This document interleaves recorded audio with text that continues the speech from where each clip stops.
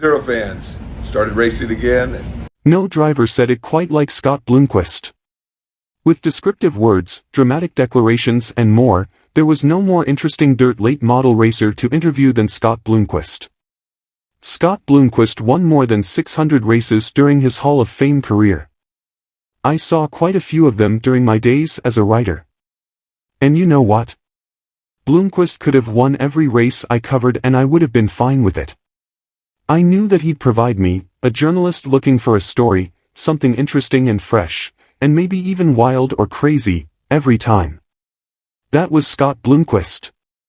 The man whose life so shockingly ended Friday morning at the age of 60 in a vintage plane crash at his family's farm in Mooresburg, Tennessee, was not only the best dirt late model driver of all time but the most interesting one as well. Bloomquist was a reporter's delight.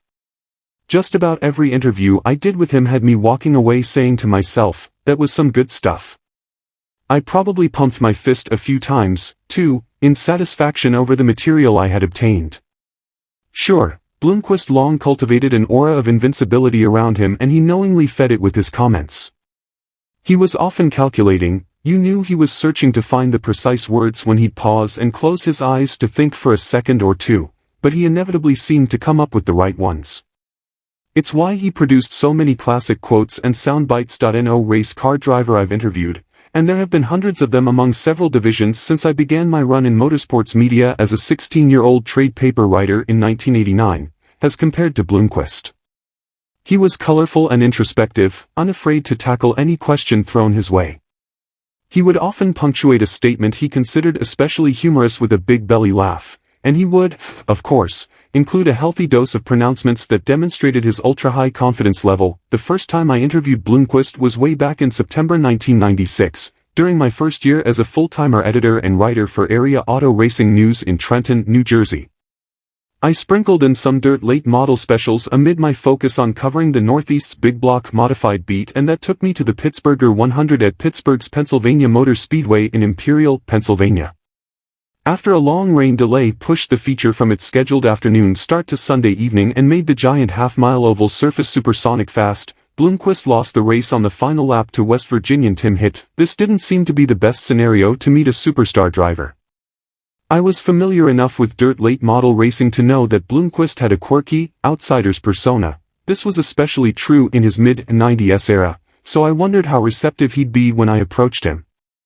To my surprise, when I didn't find him at his trailer and a crewman directed me to his motorhome, he came out after a knock and discussed his bitter defeat with me. So there was my introduction to Scott Bloomquist. As much of a larger-than-life figure that he was, I never had a problem getting an interview with him, aside from after his 2015 dream disqualification at Eldora Speedway in Rossburg, Ohio, when he was so distraught over losing the $100,000 prize to a failed weigh-in that he never came out of his hauler to comment. I only spoke with him a relative handful of times between that night at PPMS and my full-time move to the dirt late model world in June 2006 when I started as the World of Outlaws Case Late Model Series Public Relations Director, but over the last 18 years, including the last 10 in my stint with DirtOnDirt.com, I've had countless interactions with him. Sometimes, well, actually more often than that, I'd have to wait a while outside Bloomquist's hauler to talk with him.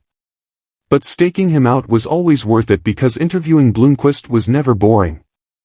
At any moment he might pop out a memorable quip, like after his victory in the 2014 Dirt Track World Championship at Portsmouth, Ohio, Raceway Park, when he called his double dip of the DTWC and World 100 that year the very appropriate world domination.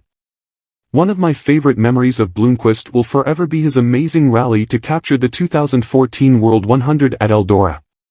That was the year Bloomquist was sent to the rear while leading on lap 20 for racing with an unapproved device, specifically, a piece of Lexan embedded in his car's driver's side window net.